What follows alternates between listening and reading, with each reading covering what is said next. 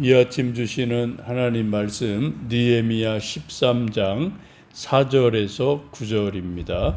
느헤미야 13장 4절에서 9절까지 말씀. 이전에 우리 하나님의 전에 방을 맡은 제사장 엘리야십이 도비야와 연락이 있었으므로 도비야를 위하여 한 큰 방을 만들었으니 그 방은 원래 소재물과 유향과 그릇과 또 레위 사람들과 노래하는 자들과 문지기들에게 11조로 주는 곡물과 새 포도주와 기름과 또 제사장들에게 주는 거제물을 두는 곳이라. 그때에는 내가 예루살렘에 있지 아니하였느니라. 바벨론 왕 아닥사스다 32년에 내가 왕에게 나아갔다가 몇 주 후에 왕에게 말미를 정하고 예루살렘에 이르러서야 엘리야십이 도비야를 위하여 하나님을 전 들의 방을 만든 악한 일을 안지라. 내가 심히 근심하여 도비야의 세간을 그 방 밖으로 다 내어 던지고 명령하여 그 방을 정결하게 하고 하나님의 전의 그릇과 소재물과 유향을 다시 그리로 들여 놓았느니라. 아멘. 한 나라를 무너뜨리는 방법은 여러 가지 있습니다. 핵전쟁을 써서 나라를 망하게 할 수도 있죠. 또 어떤 때는 강을 차단해서 물을 없게 할 수도 있고 여러 가지 방법이 있는데 그중 가장 효율적인 방법 중에 하나는 최고 권력자 측근에 스파이를 간첩을 심어 놓는 겁니다. 그럼 아주 최고급의 정보를 그대로 알 수가 있고 그럼 전쟁을 하든 역공을 하든 할 수가 있죠. 실제 이런 일들이 종종 있고 지금도 나라마다 이런 일들이 있고 가끔 좀 세계적으로 충격적인 일들이 일어나기도 합니다. 독일의 아주 유명한 총리로 빌리 브란트라는 총리가 있습니다. 이름 들어보신 분들이 있을 거예요. 1970년대 독일의 아주 정말 세계적으로 유명한 그러한 총리이죠. 근데 이분이 갑자기 사임하는 일이 일어났습니다. 그 배경은 서독의 수상에 이 빌리 브란트 총리의 개인 비서가 가장 가까이 있는 개인 비서가 동독 소련의 스파이인 것이 나중에 발각이 돼요. 실시간으로 KGB의 서독의 중요한 정치 사안, 또 수상이 움직이는 총리가 움직이는 그런 것들이 보고되는 어마어마한 일이 실제로 일어납니다. 이게 어떻게 가능했느냐? 기욤이라는 동독 사람이 1950년대 서독으로 위장 탈출을 합니다. 귀순을 한 거죠. 그리고 사회민주당에 들어가서 이제 젊었을 때부터 차근차근 정치를 하고 밑바닥을 다지고 사람들에게 신임을 얻고 실력을 발휘해서 드디어 서독 수상의 개인 비서까지 올라가는 일이 있게 돼요. 그때까지 아무도 몰랐죠. 수십 년간 신분을 노출하지 않고 이중 생활을 하고 낮에는 이제 독일 총리의 비서, 밤에는 또 KGB의 스파이 이런 생활을 하다가 결국은 꼬리가 길면 잡히는 거죠. 독일의 방첩기관에 이제 발각이 돼서 이제 잡히는 일이 일어나고 이 일로 인해서 빌리 브란트라는 정말 유명한 총리가 중간에 갑자기 사임하는 일이 1970년대 중후반에 독일에 실제로 있었던 그런 엄청난 사건이 있었습니다. 본문에도 그런 비슷한 일이 일어난 거죠. 느헤미야 시대 때도 그런 일이 있었습니다. 느헤미야가 예루살렘 성벽 재건에 올인을 합니다. 그리고 죽을 힘을 다해서 온 백성과 더불어 애를 써서 성벽 재건을 완공했습니다. 또 봉헌 제사를 드렸죠. 그리고 백성들에게 각 예루살렘 각 지역에 나눠 살도록 다 이제 정리를 하고 다 이제 일을 다 마무리했습니다.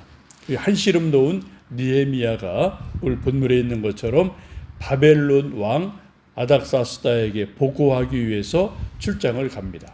이 느헤미야는 왕에게 허락받아서 왕의 술 맡은 관원으로 있다가 이제 고국의 소식 듣고 왕에게 특별히 부탁을 해서 예루살렘 총독으로 온 사람이잖아요. 이게 늘 이제 왕에게 뭔가 보고해야 될 일이 있고 그런 관계인 거죠. 그래서 총독 느헤미야가 왕에게 그동안의 일을 보고하고 또 왕의 얼굴을 보기 위해서 얼마간 출장을 가서 없는 사이에 충격적인 사건이 일어나게 됩니다. 5절 보시면 도비야를 위하여 한 큰 방을 만들었으니 그 방은 원래 소재물과 유향과 그릇과 또 레위 사람들과 노래하는 자들과 문지기들에게 11조로 주는 곡물과 새 포도주와 기름과 또 제사장들에게 주는 거제물을 두는 곳이라. 성전에는 큰 방이 가운데는 이제 성소 지성소가 있고 성전 옆으로 삥 둘러서 여러 방들이 있고 또 외곽에 방들이 있고 그런 구조를 가지고 있는데 이 성전에 아주 큰 방, 중요한 방이 있습니다. 그 방의 용도는 오늘 본문에 있는 것처럼 소재물, 유향, 성전의 그릇, 또 11조를 보관하고 있는 그런 거룩한 장소. 이게 보통 방이 아니고 보통 창고가 아니에요. 하나님께 제사 드릴 때 쓰는 금그릇, 은그릇을 보관하는 그런 방, 또 11조를 보관하는 곳, 이런 엄청 중요한 이 아주 중요하고 큰 방을 누구를 위해서요? 도비야를 위해서 그 방을 개조해서 따르게 썼다는 그런 말씀이 나옵니다. 정말 기가 막힌 일이 일어난 거죠. 그럼 도비야가 누구냐? 우리가 이제 앞에도 쭉 여러 번 도비야 이름이 여러 번 나옵니다. 느헤미야 총독이 이제 온 백성들과 더불어서 예루살렘 성벽을 재건할 때 옆에서 방해하고 위협하고 조롱하던 여러 사람이 있어요. 사마리아 총독 산발랏, 또 암몬 족속 지도자 도비야, 이런 사람이 나오는데 느헤미야 4장 3절에 보시면 암몬 사람 도비야가 옆에서 듣고 있다가 느헤미야가 예루살렘 성벽을 재건한다 이런 소문을 듣고 있다가 그들이 건축하는 돌벽은 여호가 올라가도 곧 무너지리라 하고 조롱하던 아주 나쁜 놈, 원수 중에 원수가 도비야예요. 이게 지금 느헤미야가 죽을 힘을 다해서 성벽 재건하는데 옆에서 막 비웃고 위협하고 막 저건 여호가 올라가도 무너지고 말 거야, 저거 순영tor에서 안 돼라고 조롱하고 방해하고 위협하던 원수가 이 도비야입니다.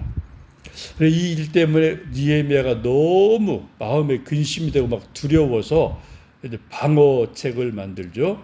그때부터 백성들을 두 팀으로 만들어서 한 팀은 낮에 일하고 한 팀은 밤에 일하고 이교대를 하는 일을 만들어요. 그리고 또 그 일할 때도 한 손에는 총칼을 들고 병기를 들고 허리에 차고 또 한 손에는 망치 들고 삽 들고 일하게 됩니다. 그래서 일하며 싸우고 싸우며 일하는 그런 정말 어려운 일을 하게 되는데 이런 일을 하게 된 배경이 이 도비야라는 이 원수 때문에 그렇게 고생을 한 거죠. 그런데 이 도비야가 느헤미야가 그렇게 죽을 힘을 다해서 고생하는데 도비야와 내통한 제사장이 있었다라고 성경은 말씀을 합니다. 오늘 함께 읽은 말씀 13장 4절을 보시면 이전에 우리 하나님의 전에 방을 맡은 제사장 엘리야십이 도비야와 연락이 있었으므로 라고 말씀하고 있어요. 오래 전부터 이 하나님의 성전에서 방을 맡은 그 관리하는 제사장, 그 사람 이름이 엘리야십인데 요 사람과 도비야가 연락이 서로 있었다. 이게 뭐예요? 서로 내통하고 있었다. 그 전부터 서로 뭔가 은밀하게 뭐 편지도 주고받고 가끔 밤에 아무도 없는 데 가서 만나서 뭐 속닥속닥거리고, 요즘 말로 말하면은 뭐 카톡으로 문자 왔다 갔다 하고, 또 뭐 서로 그냥 비밀 문서 왔다 갔다 하고, 이런 일이 있었다라는 거예요. 그러다가 지금 저 느헤미야 총독이 모든 일을 다 마치고 바벨론 왕에게 이제 여러 가지 일을 보고하러 긴 시간 출장 가 있는 사이에 내통하고 있던 제사장 엘리야십이 하나님께 드릴 11조가 있고 또 성전 그릇을 보관하는 그 거룩한 방, 가장 좋은 방을 어떻게 했다고요? 짐을 다 다른 데 옮겨놓고 그 방을 도비야의 사무실로 개조해 놓은 거예요.